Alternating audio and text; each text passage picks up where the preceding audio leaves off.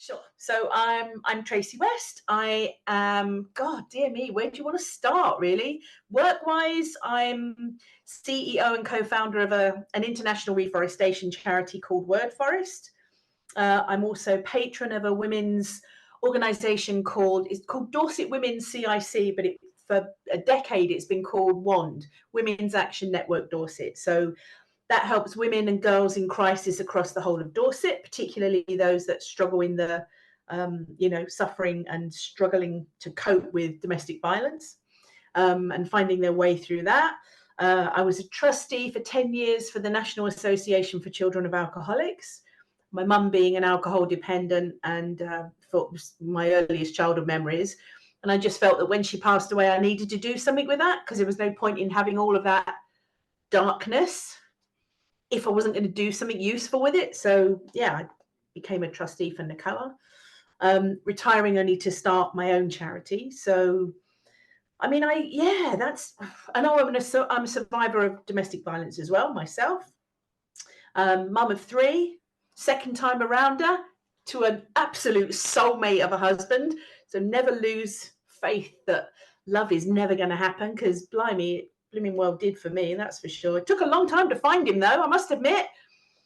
But yeah, that's it. That's me in a nutshell. And Right. and I love my life now, but there have been some seriously dark spots on my landscape, let's say, that I've learned to cope with over the years. Yeah, thank you so much for such a rich context of who you are in the world, as well as your experiences. So let's start with the first question. What does being strong mean to you? What does being strong mean to me? Being strong means finding a sane route through fog. Yeah, being strong means finding a sane route through the fog. And it doesn't matter what that route is. It doesn't matter whether it's a straightforward line or whether it's one that just goes a bit wiggly. And it doesn't actually have to happen quickly either. I think sometimes being strong, so being in a dark situation, sometimes you just need to sit there for a while. You can't find an escape route out of it. You've just got to sit with it and let it wash through you. Then you'll be able to just go, do you know what? I can dust myself down and get out the other side. So actually it's being in acceptance of where you are and working out your next step, and not necessarily doing that in a rush. Like I say, sometimes I think some of the best things I've ever written have been when I've been in the darkest of spaces. And you can't replicate that when you're out the other side.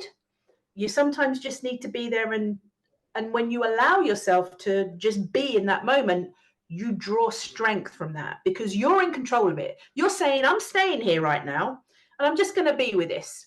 And you draw that positive from that negative energy. Does that make some sense to you? Yeah, completely. Yeah. Completely. Yeah, it's not just resonant in my own personal life. I'm seeing patterns with the answers from many women, and it appears that force and even forcing action or movement isn't always strength either. It's, as you said, being with what you need to be Quite at the right. time you need to. Yeah, definitely. So, and then you'll carve a route, then you'll find a route, and it's sit with it, draw the strength from it, and then take it gently and move one foot in front of the other. Do you know what? Actually, on that point, can I just bring in a tiny reflection of something I've just remembered? Many years ago, when I was a little fitter than I am now, although I can still do it, I swam a mile across Lake Windermere for NACOA. It's fine, I can still swim a mile. It's easy. I'm a bit slower, actually. Yeah, but anyway, that's another story for another day. But I remember being in the middle of Lake Windermere, swimming this mile, and there were loads of other swimmers around me, and they were all just taking off, and I was like just at the back with all the, the support crafts that were out there just paddling along the canoes. And I just thought to myself, do you know what? I just need to put one arm in front of the other. That's all I need to do. And eventually I'm going to get there. And that gave me strength and comfort. Didn't need to be first, didn't need to be in the first 100. I just needed to get from here to there. And a couple of years after that, I did it across the Thames as well. So I swam, it's only a mile, but, a mile nonetheless. And it was actually slower than my time at Windermere. But I just remember, again, one arm full of water each time, be at peace with that. And I was, and I got there, and I'm still here. And Yeah. what a great metaphor for life as well, because that I say, yeah, that's what we need to do. One arm, one foot, one thought, one process in front of the other. Yeah, and I didn't want to miss that, so I just wanted to slide that one in. Thank you for letting me. Well, I was going to ask about sharing an experience where you had to be strong, and how did you handle it? Oh, well, I mean, definitely that. I think when I wasn't worried about the swim and the isolation of the swim. I knew I was never going to be brilliant and quick and up with all the rest of them. And that didn't matter to me. What mattered was raising the money for the charity, which I did, and that was great. And also I was coming to the end of my time with my ex, who was very controlling and wasn't there with me to support me. And I remember that clearly. And I remember feeling like I was in control of what I was doing. And even if I did do a bad job of it, I'd still get it done. And despite the lack of support and, which you would expect and hope you would get from a partner, I definitely didn't have that. But I did it regardless of that. And I felt quite proud of myself. And oddly enough, I was never very far from my desk. I think it's in my drawer. I have two medals from doing both of those swims from 2009 and 2011, I think. And I look at those frequently, and I remember the strength and energy that came from doing it. So it's funny, isn't it, how you can sort of identify an object or a thing and just touch it and hold it and just remember that power and that strength and energy that came from it. So, which I've drawn on many times since. Yeah. So yeah, they're my superwoman badges. I mean, thinking about having an anchor of a physical object, I'm actually nomadic at the moment, and I've worked out in the last 9 months, I've slept in over 100 different locations, and I'm missing house. I'm missing a home. So what I've started to do is put a hat on my head. Because when I'm wearing a hat, it doesn't matter where my head is laid. It feels like home. So wherever I've got my hat, I feel welcomed. So it's a similar thing to what you're saying, but it's just using an anchor to create a change or a state within us. Too right. I think it's interesting. Oddly enough, after leaving that ex, and after having endured countless lashes out of being too fat or too talkative or too blonde or too this or too that, I decided to become a life model. I decided to just strip everything off. So metaphorically and physically, I learned to love the skin I was in. Do you know what was really interesting about that was I realized that home is where this bit is. It's where this skin is. So the hat thing, I get the hat thing. It's interesting. And you do lead quite a sort of a transient life, I think, when you leave somebody, when you're trying to find your new, wherever that space is going to be, wherever you're going to be able to rest your bones, but I kind of came to believe that it's wherever this thing is, this skin thing. And that was a good thing, because I needed nothing other than me, and the strength that comes from within, if you just allow yourself to try and find it and tap into it. But yeah, the life model thing, best thing I ever did. Best thing I ever did. Being naked, what's there not to love? Our bodies are roadmaps, aren't they? You've got scars from this and stuff from that child and this, that, and the other, bits and pieces. We are that roadmap. We live that roadmap. If you don't love that bit, then you're never going to find strength in yourself. Start to love you first. And that was my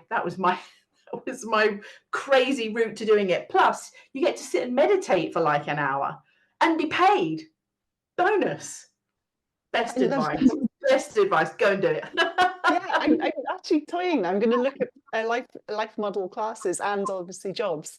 But looking at the concept of women and strength, how do you think societal expectations around women affects that concept of strength?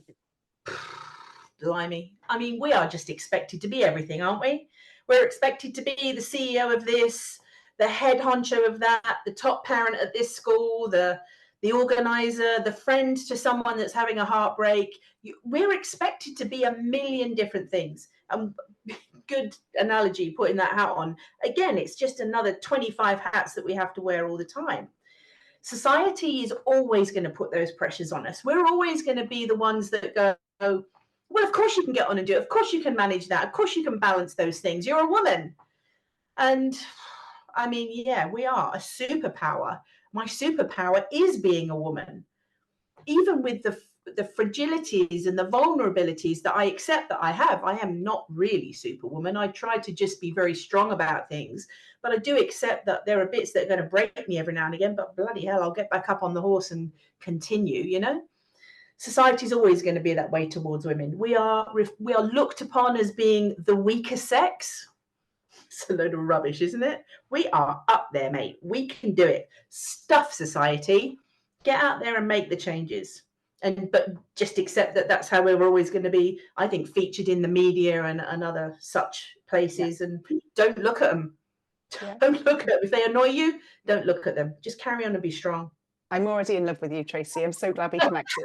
So you keep being you, and I'm just going to just tap into your like suck it up, mate, and just get on with the energy, and yeah, keep going. So you're amazing. Yeah, we still need to sit in the same room and have tea together. We do. Well, I'm already thinking like Dorset isn't that far, and I am nomadic, so why not just pop down on my bike one weekend and go for a swim? I'm loving that idea. We've got the sea is 4 miles that way, so yeah. What can I say? The door is open and the kettle will always be on. Anyway, you've got more questions. Carry on. Sorry. Amazing.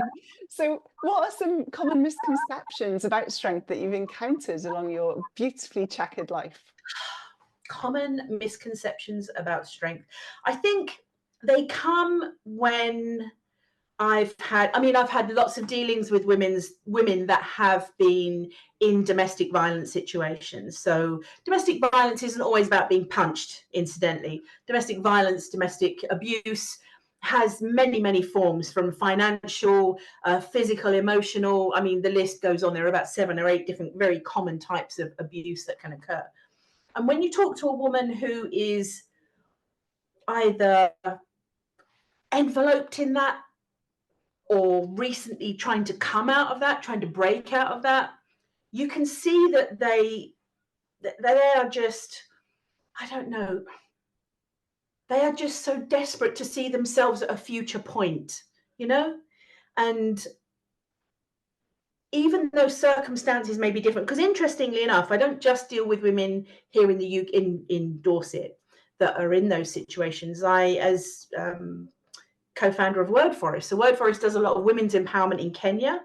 And interestingly, a lot of the things that the rural women struggle and suffer with over in rural Kenya, like 5,000 miles away, are literally exactly the same things as we've got going on here. So, and they too feel that they just can't, where do they draw strength from? You know, how do they find that inner battery that helps them to just put one foot in front of the other? And I think we have so much more in common with women in crisis than we realize. And perhaps one of the best things we can do is just try and impart a bit of strength, even if that strength is just letting someone just talk, let them pour it all out, just to draw a little bit of energy from just being able to lay everything out on the table. No judgment, no good grief, how does that happen to you? That's awful. What a dreadful thing. It's just let people just talk. Let them just lay it out, and maybe they'll take some strength from that. But yeah, I'm shocked at how similar we are, you know, how many similarities we have when we are in dark crisis, regardless of where we live in the world. But yeah. I feel I've wandered off with that question. Sorry about that.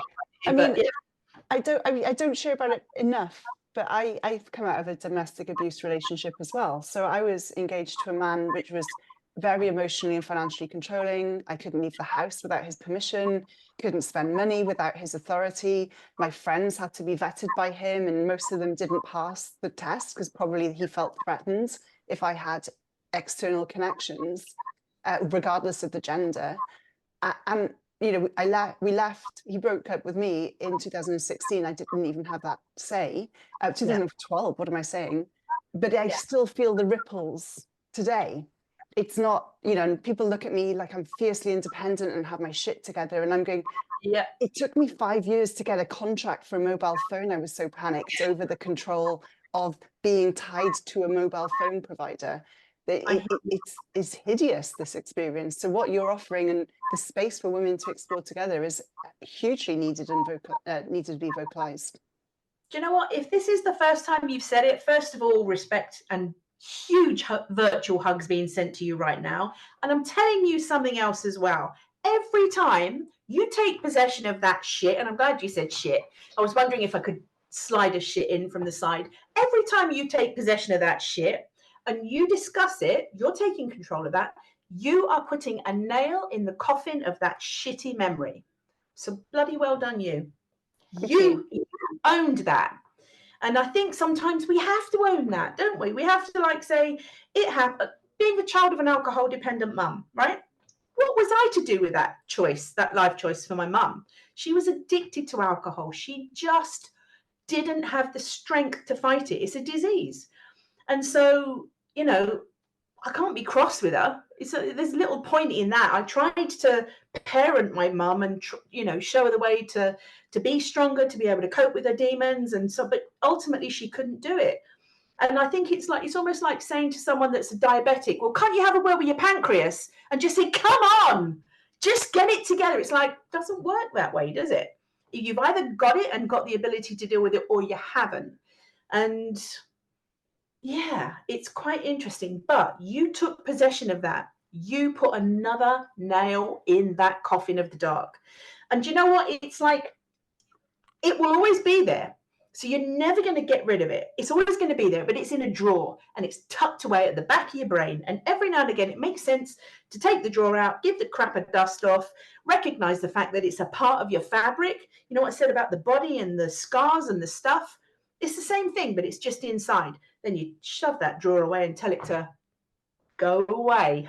I won't push it. I won't push it. But you know what I'm saying? You would tell it to do. That's what you tell it to do. And that's what you just told yours to do. So well done, you. Yeah, thank you so much. Thank you. And let's pivot a little bit away from this, because how has your understanding of strength influenced your approach to success and goal setting? I think that if you're able to cope with darkness in, you know, either your darkness or someone very close to you's darkness, that really is sort of mind altering and life altering, you could do anything. You know, I am a girl from the East End of London who came out of school with a handful of exam results that I basically got for turning up because, you know, I had a difficult childhood. I didn't have the ability to go on and do additional learning. I wanted to go to college or university. That was just never going to happen. So I've come out of that and now I'm the CEO of an international reforestation charity. And we've planted, I don't know, nearly 1.5 million trees. We've delivered something like 100,000 hours of women's empowerment to women who literally are socially isolated, depressed, stuck in the middle of nowhere. This has all been done. And I've been a part of the conduit that's made that happen. That's awesome. I would say if I can do this, anyone can do anything. You've got to just, you know, try to realize your dreams, try and realize your strengths. And actually, I didn't set out to do this to begin with. We just set out to plant some trees and mitigate climate chaos. As a result of doing that and listening and paying attention and we're now doing all these other things as well. So, but it's about following your passion and following your, I want to do something about ... whatever that ... is. And it can be anything from, I don't know, making a bit more biodiversity happen in your garden to starting a foundation or a thing. You're doing something really massive. It's just about, you know, the context of whatever it is, it doesn't matter. It's just about, I want to do this. So find a route to making it happen and doing it. Yeah, you know? that's my, you know, I'm 45, obviously, hence the 45 strong. This summer, I'm walking a river with a climate expert on the river of the water health of the River Taff. He's also a refugee. So we're talking about access to water on a global scale. I'm getting paid to do that. It's a privilege, but it is just a joy as well. So we can make a difference in what we love and look after ourselves along the way. Yeah, definitely. That's self-nurturing. And I think that kind of comes when you're just aiming for the thing, whatever the thing is. So it comes as a matter of course, really. It's your payment. Because sometimes some of the best things that we do don't have any payment. So for years when we started word forest, I didn't have any salary. There was no salary to be had. It was like, get the money in, get it shipped over to Kenya, get the job done. And it's only now that I'm starting to be able to take a little bit of a salary, but it's not a huge salary and it's not enough to sustain me. It's a bit of a struggle, but it's enough. And actually learning enough is an interesting one, but having some kind of value put into what you do, that's nice. So getting payment for a thing is great, but just that bit of validation from other people about the achievements that you're going to make on that journey with you and the partner that you're doing this work with along the river, how good is that? It's more than money can give you, isn't it? Yeah. This needs to be done, I'm doing it. It's just a terrific thing to do. So yeah, more people should aim for the things that they want to do. Even if it seems like you're never going to be able to do them, just do them anyway, or try anyway. Yeah. And I very much agree. I'm just going to stop saying me too. And yes, I agree. So from your own experience, and this might be quite tricky, but do you have a tip or technique you've developed for nurturing strength? A tip for nurture? Yes, actually I have, oddly enough. So again, going back to my time with my mum and with my ex, I think that I had depression through both of those periods, and I was certain, I still am not ashamed to say and admit, I had depression. I had serious, awful depression, and it was the darkest of spaces. And you have choices at that point, don't you? You can turn to drugs, alcohol, sex, food, any other addiction, just whatever, ... fill in the thing that you want to, which give you temporary fixes, but they're not great fixes. I turned to the pen. I've been a writer forever, and I found myself when I was going through my divorce with a head full of words, and they're the ones that keep you up at 3 a.m, and they're all the conversations are going around in your head, and I needed to say that, and why didn't, and this has happened, blah, blah, blah. It's like da da da da. So I'd find a pen and have a book by the bed, and I wrote out all the stuff that was rolling around in my head, and I oddly enough found myself writing poetry. God knows where. I'd never written poetry in my entire life. And I started writing poetry. So my coping mechanism for dealing with the difficult was writing it out. Now, I could have just ripped that up or burnt it or buried it or done something else with it. As it was, I compiled just a pile of blooming poems, which was very weird. But anyway, that's what I did, and that gave me strength. So I took the difficult things that were giving me great stress and just decided to write them out. So writing out your darkness to draw that strength, that was my coping tip. And I tell as many people as I can about that, because you can't fix everything. You can't just like, forget it. You just die trying, won't you, But you can write it out. And writing it out costs you nothing. And I think that's why I have a complete and utter addiction to stationery. Stationery, it's like if I'm in a charity shop and there's a book that hasn't been written and it's like, oh, it's mine. And I have to have it and own it and bring it home and love it and stroke it. I was tidying my cupboards yesterday and I found one I hadn't written and I went, what am I going to put in that? It's like, I don't know, but I'm going to write something in it. And I love that. But you could write on scrap paper, can't you, But writing out your difficult and you find your strength within that. Even if you can't read your writing, it's like, just get it out your head. Go to sleep, get some rest, get up the next through my traumatic experience in my relationship, I actually learned how to write mirror, because I realized he was reading my journal, but I still needed to write. And that was my way of getting it out. And I can't fully remember what I wrote, and I'm not going to read it in the mirror anymore, but it got it out of my body. See? What can I say? We were split at birth, I think, you and I. We're so happy. Right? I know. I could talk for hours, but I'm definitely coming down to Dorset. I'm already sort of planning, like, which weekend am I free? But like, coming back into the circle of these questions, I'm going to end with the same one at the beginning, which is, what does being strong mean to you? What does being strong mean to me? I think we are never given more than we can cope with.